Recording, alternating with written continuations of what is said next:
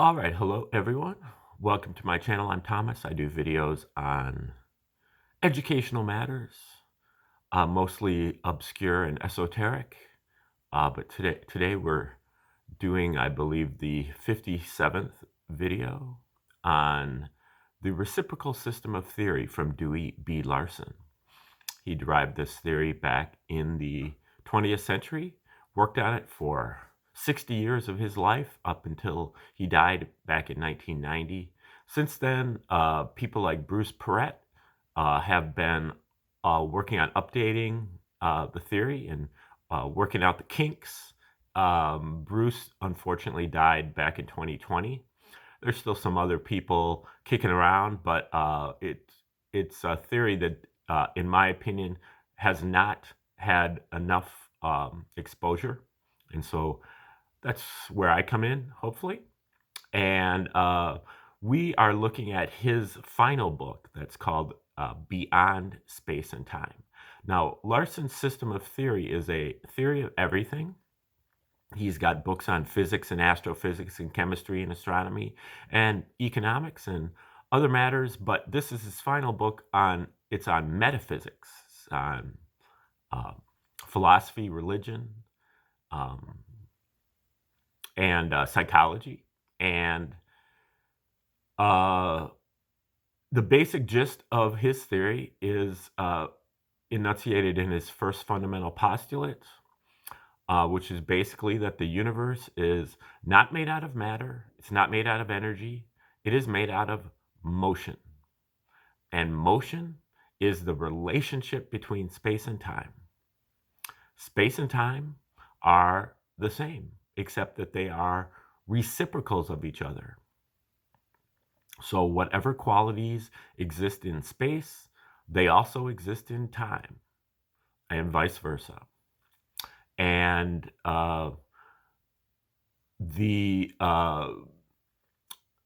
both space and time are quantized, meaning that there is a minimum unit of each. The minimum unit of space is on the order of 4.5 times 10 to the minus 8 centimeters. 4.5 times 10 to the minus 8 meters. And then the unit of time is 1.5 times 10 to the minus 16 seconds. That means that there are, over 6 quadrillion units of time in 1 second. But basically, 1 unit of space in 1 unit of time is the speed of light. So for Larson, whereas for Einstein, the speed of light is the maximum speed of the universe, for Larson, the speed of light is the midpoint or neutral point of the universe, and half the universe moves faster than the speed of light, and half the universe moves slower than the speed of light. That's the half that we're more familiar with. He calls it the material sector, or sector 1. And that is the realm of chemistry, of atoms and molecules. And these atoms and molecules aggregate to the point where they, accumulate, where they glom onto each other, to the point where it gets to its most complex level, which is DNA, which has billions of atoms. A DNA molecule has billions of atoms. And at that point, it becomes eligible to be taken over or controlled by a cosmic unit, or sector 2, which is the region that is moving faster than the speed of light.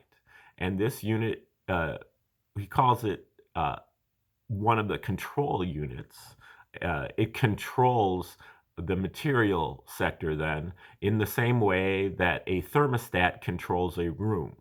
It's a small component, but it controls the environment. And when material sector, or sector 1 unit, is controlled by a sector 2 unit, they become what Larson calls a life unit. So life is a coupling of a material and cosmic sector pair. Sector 1 controlled by sector 2. He also delineates a third region that he calls sector 3, which is entirely independent of space and time. This is really how Larson is attempting to explain God and spiritual phenomena. And this sector 3, which is independent of space and time, also can gain control of that life unit once the life unit gets to its most complex level, which Larson calls the intelligent human.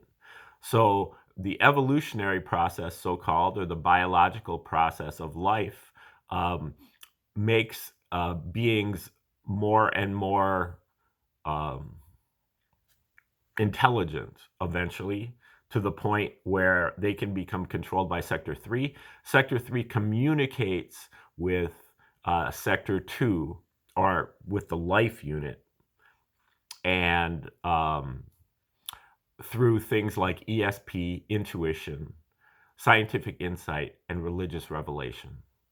And so he's gone through that. We've gone through that in the previous videos. Now we're looking at chapter 14, which is on thinking and memory. And thinking and memory are both evolutionary or biological processes, sector 2 processes, but they have sector 3 implications, because that intelligence is at the baseline level that's the prerequisite for sector 3 to take overall control. The human being, the intelligent human being, is kind of at this boundary line where they're both controlled by the biological process, which is geared toward survival, and by the sector 3, which is geared toward ethical behavior or good behavior. And the human being is kind of caught in the middle there. And so here he's talking about sleep and dreaming in this chapter on thinking and memory. And that's kind of where we are. He comes to some interesting conclusions about sleep and memory, dreaming, that are very strongly opposed to what Bruce Perret comes up with. So this is a matter of contention among the few people who actually do follow this reciprocal system of theory. But we'll pick it up right here, still toward the beginning of the chapter. He's quoting some evolutionary biologist, I think. It says, if sleep does not serve an absolutely vital function, then it is the biggest mistake the evolutionary process ever made, given that it takes like 1/3 of our time. So that's kind of the point that he's making. Now, Larson goes on. Evolution is a purely mechanical process, and it responds only to existing conditions. It cannot take into account the possibility that those conditions may change. Consequently, when conditions actually do change, some of the forms of life that have evolved may be too specialized to survive in the new environment. In this sense, evolution may be said to make some mistakes. But sleep is not one of these branches that is susceptible to being lopped off. It is directly in the main line of evolutionary development. It is a behavior characteristic of all of the most advanced forms of life, including the human race, the most adaptable of all biological organisms. And it applies under all of the environmental conditions to which these forms of life are subject. It obviously must serve an important and essential purpose. We may say that sleep is clearly not an evolutionary mistake and costs us 1/3 of our lives. It must serve an absolutely vital function. The nature of that function is another of the many long-standing problems that have been resolved by the development of the reciprocal system of theory. As explained in a previous chapter, a biological organism is a material, sector 1 structure associated with and under the control of a unit of the cosmic or sector 2 type. Inasmuch as sector 2, the cosmic or inverse sector of the physical universe, which is the sector of motion in time, that is, motion in which the location in time deviates from the clock time of the material sector, the time to which the sector 2 control unit, or the life unit, conforms continually diverges from clock time. The time to which the material structure of the living organism conforms. So he's saying that the material sector has this thing he calls clock time, which is the progression of time that we would normally see on the clock. This is following this normal scalar progression. But the sector 2 unit, its form of, it is in a motion in time. So it's not following the same time as the material sector unit. And so they deviate from one another. The sector 2 unit is keeping track of time in a different way than the sector 1 unit. The sector 2 control unit the time to which the sector 2 unit conforms continually diverges from clock time. And this reminds me of an article that Perret wrote. No, maybe it was Nehru. I'm not sure which one wrote it, but it's called Clock Time, Coordinate Time. Now, these are both the same. Space and time are the same. Now, when we think of space, we normally think of coordinate space, XYZ coordinates, or Euclidean geometry. XYZ coordinates, just like a three-dimensional graph. They're all at 90-degree angles to each other. But then there is clock time, which is a scalar motion, which is a motion which has no specific direction, but just a magnitude. And that is how the clock moves.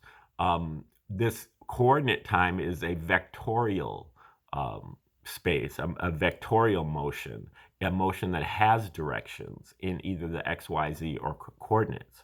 And so the sector 2 unit is really working with what is called coordinate time. And by the reciprocal relation, then there also is both coordinate space and then what would be called clock space. Clock space would be a scalar motion.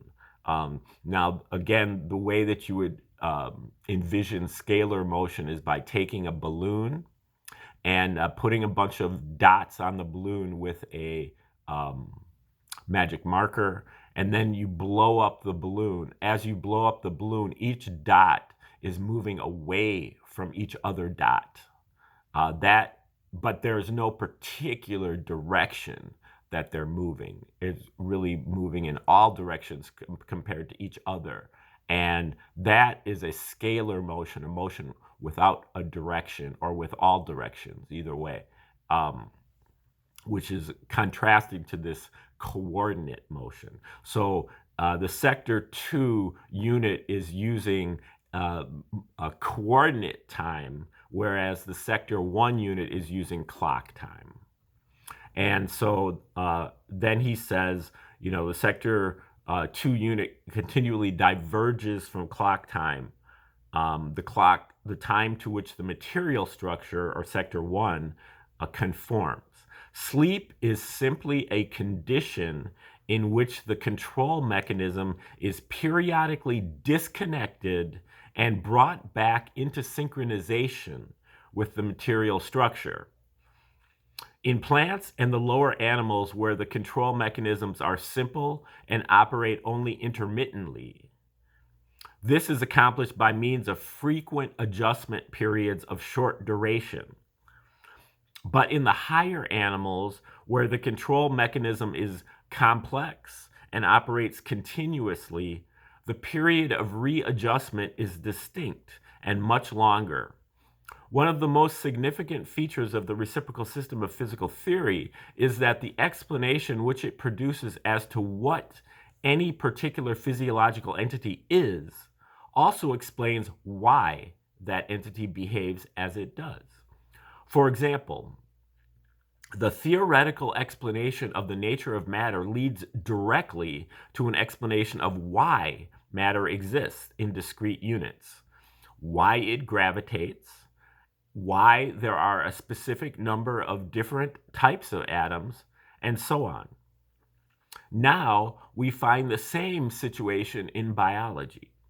The theoretical explanation of the nature of life not only tells us why the life unit is an aggregate of processes and why it opposes the tendency of inanimate matter toward disorder, but also leads directly to simple explanations of some of the most important features of biological structures, such as the reason why they are composed of cells. Here we derive another significant item of information from the same source. We find that the basic explanation of the nature of life likewise reveals why sleep is an essential accompaniment of biological complexity. Exact synchronization of the life unit with the material structure is not required, as there is a zone of tolerance within which operation of the control mechanism is not impaired. A cycle of sleeping and waking periods is therefore established within the zone of tolerance on some basis that is in harmony with the environmental conditions. The principal governing factor so far as the human race is concerned is the rotation of the Earth, as the most efficient pattern is one in which sleep is relegated to the time that is least favorable for purposeful activity, meaning when it's dark.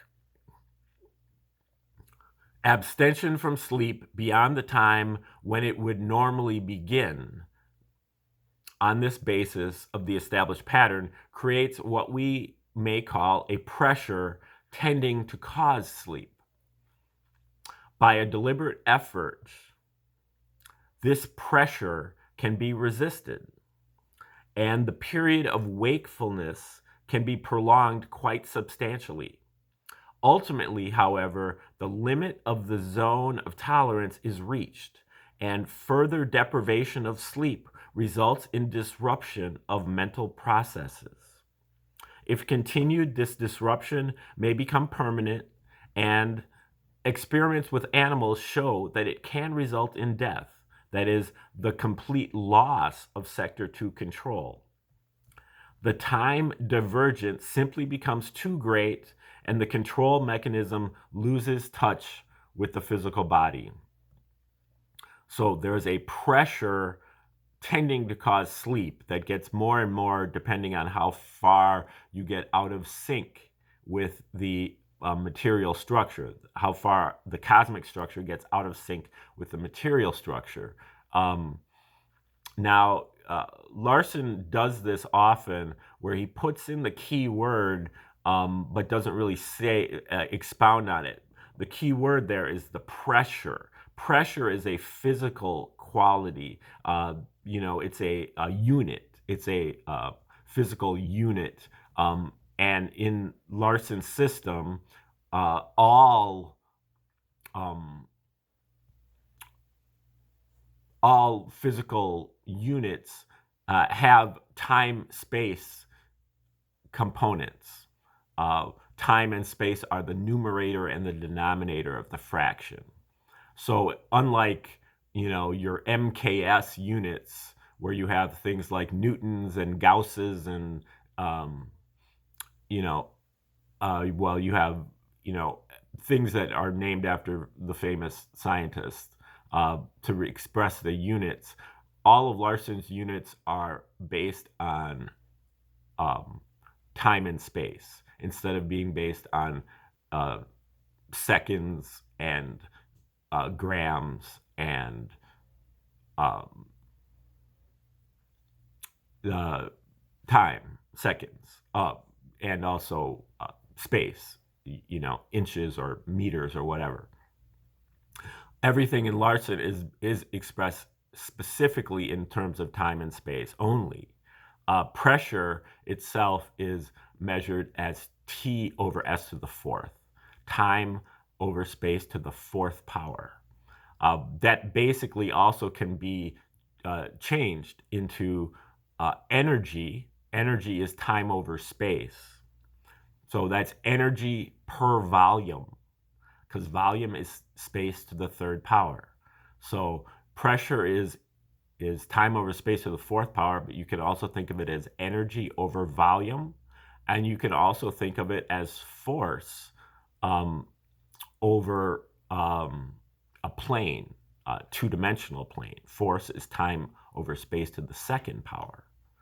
And then you would say that per area. So force per area or energy per volume. And you might think about pressure in that way. This would be more like an inverse pressure probably, because we're talking about, again, when you cross from the material to the cosmic sector, you have to invert the roles of space and time. Okay, we'll take over here next time, tomorrow, and you have a great day, and we will see you next time.